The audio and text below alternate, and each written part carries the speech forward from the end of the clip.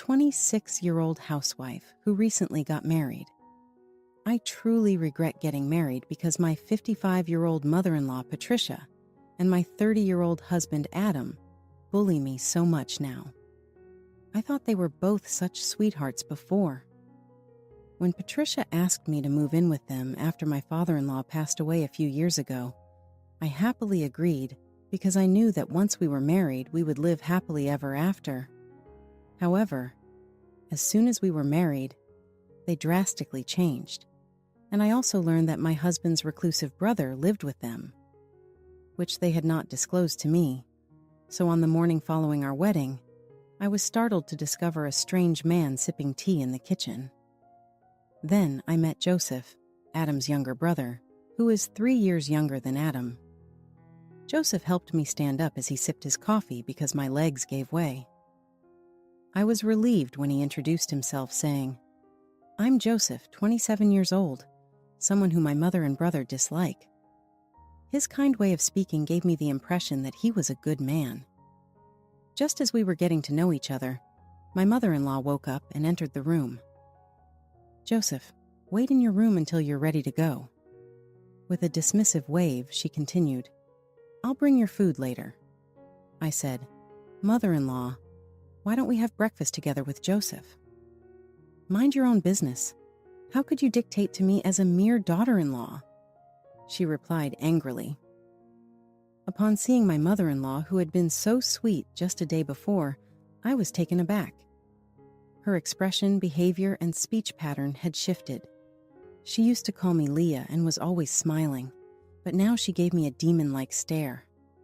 Joseph whispered to me, "This is my mother's actual nature, sister-in-law. She's been playing nice, and so has my brother to trick you. I advise you to get away as soon as you can." I was confused by what he said. "In your dreams. I won't let our free housemate escape that easily," my mother-in-law scoffed. "Please be appreciative, since we are providing free care for an orphan without parents."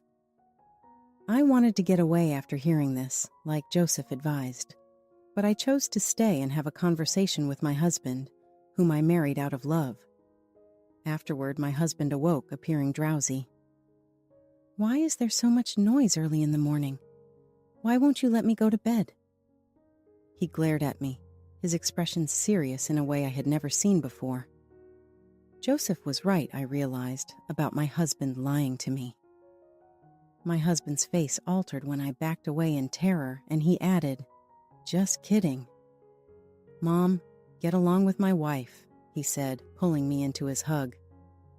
He called his mother Mom, which astonished me, but I was happy to hear it since I assumed he was back to his normal self and immediately forgot about his earlier angry look.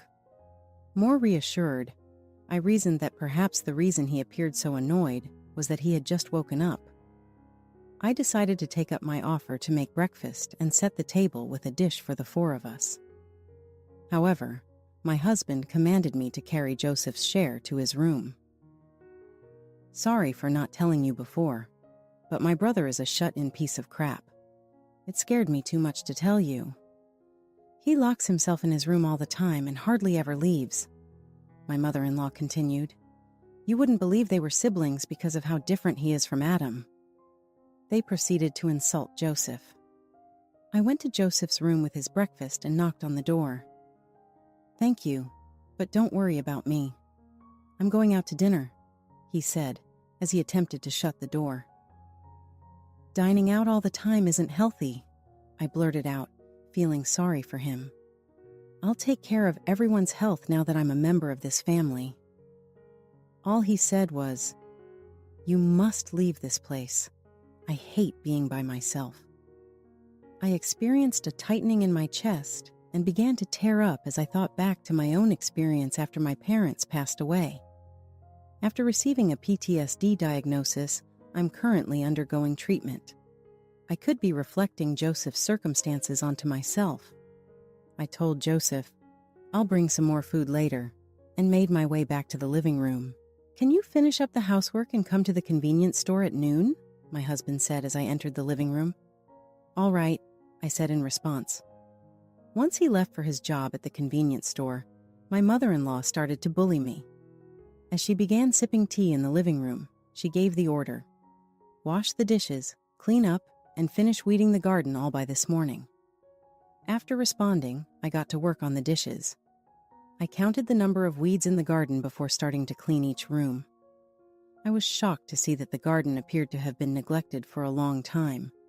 I trembled at the possibility of all the bugs that might come out. I was determined to get the cleaning done quickly because I could see dark rain clouds in the sky. I cleaned every room in the house except for Joseph's room on the second floor after finishing the living and dining rooms. I quickly returned to the stairs after hearing a loud bang coming from the first floor. There was salad oil all over the kitchen floor along with my mother-in-law. She said, "Clean up the spilled oil." And it was obvious that she had taken off the salad oil's top and spilled it. The empty bottle was lying across the place. "Why would you do something like this?" I spoke to my mother-in-law directly. "What? Do you think I intentionally did this? How horrifying. You're a terrible in-law's daughter. You are to blame for leaving items in my path." She shouted, "Get to cleaning instead of talking," and threw a roll of paper towels at me. I quickly wiped the kitchen floor, knelt, and used paper towels to absorb the oil, all the while keeping in mind that I had to head to the convenience store my husband owns after tidying the garden. My mother-in-law bumped into me and I fell on the greasy floor. "You're in my way. Move as I approach." "Unbelievable," she scoffed. Just 2 days after our wedding, I regretted moving in, but I was too busy to think about it. It took quite some time to clean the floor. I was bitten by mosquitoes numerous times while I tirelessly plucked weeds and bagged them up during the garden cleanup. I was exhausted when I completed the work. Thank goodness the garden was small. Even though I didn't have much time till noon, I had to quickly take a shower because I couldn't leave the house with my body soiled with sweat and oil. Before using the restroom, I believed I had ready my clothing and underwear, but when I came out, everything was gone. Once again, it was my mother-in-law's doing. Though I didn't have time to debate, I was frustrated. I had planned to head to the bedroom after drying off, but even the bath towel had disappeared. The clothing I had been wearing was going to ruin my body once more, therefore I was unable to put them on. I quickly made my way to the second-floor bedroom after wiping my body with a face towel I had used in the bath. As my mother-in-law started laughing wildly and filming herself, I felt like I couldn't live with her any longer. Halfway up the steps, I came across a bath towel. I hastily wrapped it around my body and headed to the sleeping quarters. I wanted to cry because I was so frustrated, but I refrained because it would just please my mother-in-law more. I saw Joseph as I quickly got dressed and left the bedroom. "Listen, sis-in-law, you really need to leave this house right away. That woman is obsessed with stuff like this," he continued, passing me a piece of paper with his WhatsApp QR code. "I know you're in a rush, but if anything happens, hit me up here." He then returned to his room. I went to my mother-in-law's room, pocketed the paper, and told her I was heading to my husband's convenience store. She remained silent and continued to giggle at a video on her phone. I went off to meet my husband, but I had a sneaking suspicion that she was watching the previous footage of me, which almost brought me to tears again. My husband instructed me to enter the office when we were at the convenience shop. He gave me the store uniform with a half smile on his face. "Leah, you really looked hot as you climbed the stairs in your undies. The next time, before you step into the shower, make sure your clothes and towel are ready." "It's awkward," he remarked. "They were with me. Mom must have kept them hidden." "Halfway up the stairs, didn't you notice the towel?" I replied, losing my cool as I began to cry. I had no time to find my clothes or underwear. My husband began using his phone to record me. "I'll send my mom this video if you don't cry and lose it when she's giving you a hard time. She needs to be satisfied all the way through. You're making me record this video, which is such a burden," he remarked, hurriedly getting me ready for the store uniform. I simply followed instructions and put on the outfit. My husband's remarks crushed me, and as he guided me into the store, tears flowed down my cheeks. I couldn't stop thinking about how they were treating me. Before he went, he introduced me to a woman who worked there and asked her to show me around. Mrs. Donna was a gracious, middle-aged woman. Observing my tear-swollen eyes, she obligingly said, "It's likely that the boss won't be back for some time. Maybe you could take a break in the workplace?" However, I reasoned that if I took a break, he and his mother would be watching through CCTV footage and would criticize me, so I requested her to teach me the work instead. Mrs. Donna guided me through the process with such kindness and patience. She showed me how to place orders, run the register, and remember where everything went as we refilled the shelves. We became good friends very fast after she stated, "Let's start by getting restocking down pat," with a smile. Around 5 p.m., my husband returned to the store. "You can now leave for home," he said. "Start on dinner and do some shopping on your way back," and went to work at the store. Since Mrs. Donna had a 5 p.m. shift as well, we got ready to head out together. A man who appeared to be a college student entered the office as we were leaving and began donning a uniform. We bid each other farewell and headed out. Mrs. Donna remarked, "If you need anything, give me a call." And we swapped phone numbers as we were heading out. I thanked her, saying, "Thank you for being so kind." "I knew something was up," she retorted, "Poor thing," and hugged me. We remained in that position for a few seconds before I had to run home to cook and shop, fearing the worst from my mother-in-law. I was overburdened with chores when I got home, from making dinner to getting ready for the bath. My in-law's mother yelled, "You! Did you really bring that bag of yard trash to the dumpster? Move it quickly." I was lightheaded at the notion of having to lift those 5 hefty suitcases by myself. But I obeyed her instructions since I didn't know what would happen if I didn't go. The bags were so heavy that I had to stop and pick them up one at a time, even though it just took me 2 minutes to go to the dumpster. I ran into Joseph outside. He remarked, shaking his head, "It's her again," and assisted me in carrying the bags to the landfill. "You'd better move quickly or you'll pass out. You realize that you don't have to remain silent like me," he continued, supporting me as I carried all the baggage. Then he said, "If we go in together, it will give away that I helped with the trash, so you go in first." I wanted to thank him and extend an invitation for him to come inside. So I entered the house by myself. Adam returned a short while later with Joseph. He proceeded to the living area, while Joseph immediately made his way to his room. "Starting today, Leah, you will be working both the day and night shifts at the convenience store. You'll need to depart shortly because the night duty begins at 8 p.m., he stated. "I'm already tired from today," I retorted. "In addition, I'm afraid of the dark, and I am still learning the work. It's not possible." My husband took the divorce documents out of his suitcase and gave them to me.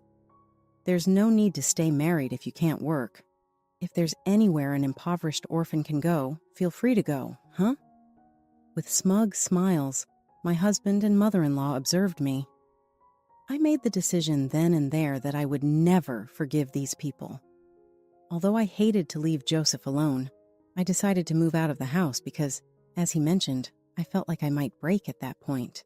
I planned to go to the convenience shop after realizing I needed to put these two out of my mind for the time being. Luckily, there were no customers during the night shift at the convenience shop. I added Donna and Joseph as users to my WhatsApp group, and we started messaging each other. They were able to provide me with knowledge that I was previously unaware of. Joseph told me that before the marriage was finalized, my husband had made up his mind to marry a lady, brought her home, and proceeded to abuse me in the same way that he is doing to me today. That explains why, up until he married me, he had been acting so kind. In addition, it appears that hiding the engagement ring my husband gave me and accusing me of losing it was the next act of harassment directed at me. Joseph said my mother-in-law and spouse were in the living room right now, happily plotting this. One of Joseph's two cell phones is left in call mode in the living room. He's currently using WhatsApp to record their talk. He used an emoji of laughter to send me a message. Donna informed me that her husband was involved in some way with an elderly employee of the convenience shop. Since the woman was married, it is said that he visited her home when her husband was not there. This, according to the narrative, annoyed Donna, who is forced to work even as a store manager. I kept reading the message because I couldn't believe what I was reading. I asked Donna and Joseph if we could start a group to share information because I didn't know what to do on my own, and they were more than happy to help out. We created a WhatsApp group discussion. I told them that after I decided to move out of the house, my husband gave me the divorce papers. Joseph expressed his satisfaction by saying, "I'm glad you finally decided to leave." Joseph, though, heard me say, "You're leaving with me too." I then disclosed something in the group conversation that I hadn't shared with my spouse or mother-in-law. I shared it with them and then informed them about my scheme to exact revenge on my husband and mother-in-law. Joseph and Donna both expressed a desire to assist. With hesitation, Donna revealed that she had a speech recording on a voice recorder that might prove my husband's unfaithful affair with the woman. She also appeared to have a tape of my husband's remarks made at work today, as well as a photo of them entering the woman's residence. Donna sent a recording to the group chat. Mom was frustrated because you wouldn't cry no matter how much she bullied you. It was Adam's voice when he made a video of me crying and sent it to his mother. Donna granted Joseph's request to have complete confidence over all of the material. "That's the proof of your cheating husband and bullying mother-in-law, isn't it?" Joseph said. Donna persisted in collecting further proof of my husband's adultery, and I decided to hire an attorney and hunt for new residences for Joseph and myself. Donna questioned out loud, "Isn't it bad that I'm recording?" at one point. Joseph responded, "You just happened to bring a voice recorder that was in record mode, right?" Donna answered, "That's right, it was just by chance." She appeared to laugh. I never imagined that in such a short amount of time, I would make such amazing friends. I had the impression that my parents were watching over me and protecting me. I locked my phone since we had to maintain the secrecy of the group's existence. My husband messaged me after a time saying, "You can come home because the other guy is coming at one." When I got back to the house, my mother-in-law and husband had already fallen asleep. I texted Joseph to get the arrangements done as soon as possible. "Get that divorce paper filled out soon and have a good sleep," Joseph shot back. The following day was the same pattern: cleaning, working at the convenience store, going back home to finish up some cleaning, and then going back to the convenience store. As was to be expected, before going to the evening shift, my mother-in-law said, "Show me the engagement ring you received from Adam." "It's not here since you hid it, mother-in-law," I shot back and made my way to the convenience shop. When my husband wasn't around, Joseph went up to the convenience shop and took a voice recorder from Donna. He gathered the facts and gave me a quick overview. When my husband's mistress's husband paid a visit to the store, Donna said to him, "You know, our owner and your wife are very close. When your wife is off, the owner appears to be mysteriously missing." This was such an obvious clue that the husband would undoubtedly become suspicious. We thought that the husband might have gone home, but he appeared to be returning to the office from an outside appointment. This was shared in our group conversation by Donna. Equipped with the data that Joseph had gathered, I proceeded to seek legal advice. Joseph and I decided on the move's site after the attorney granted his okay and reassured me that we had sufficient documentation. At last, my revenge was revealed. This was the result of enduring everyday bullying by my husband and mother-in-law. I faked to grovel before my husband and mother-in-law on his day off to make the arrangements. I apologized to my mother-in-law. "Sorry for letting my stupidity cause you so much trouble. This is not a peace offering, but I would like to gift Adam and you a one-night stay at a hot spring resort." In response, my mother-in-law said, "At last, you've given something. That's good. Continue using your time and money in this manner, she said, taking the coupon. What time is it? Tomorrow. Isn't that a little unexpected? She questioned. Feeling sorry for myself, I said, Mother-in-law, I'm broke and couldn't afford anything but this discounted deal. Mom, I can leave work to Leah tomorrow so we can go, my husband interjected. We might not receive this opportunity again, since it is a gift from a financially disadvantaged orphan. If you only put in your work without grumbling, I'll let you stay, he said to me. My mother-in-law said, Don't think this will stop the bullying, but when you give me presents like this, I get a little happier. The two of them departed early in the morning in good spirits. They were unaware that the hotel booking voucher I provided them with was a discounted one. After their scheduled departure, the movers arrived. I packed my things and Joseph's stuff into a truck, and we drove to our new home. One of the items my parents left me was a large house that we moved into. My paternal grandpa and both of my parents left me a sizable fortune, which I had kept a secret from my husband and mother-in-law. I gave my trustworthy cousin management of a corporation I had founded to oversee other properties. Joseph and I decided to live together after moving into the spacious home my grandfather had acquired, which had lain empty. I made this decision to make sure my husband and mother-in-law wouldn't find us. I opted not to rent out the house and owned the company that managed other important assets like insurance money. My mother-in-law called me furiously the day after we moved. She called me garbage, scolded me for using a discount code, and told me to take Joseph with me when I left to get a divorce. She became even more upset when I calmly stated that I had already filed the divorce paperwork.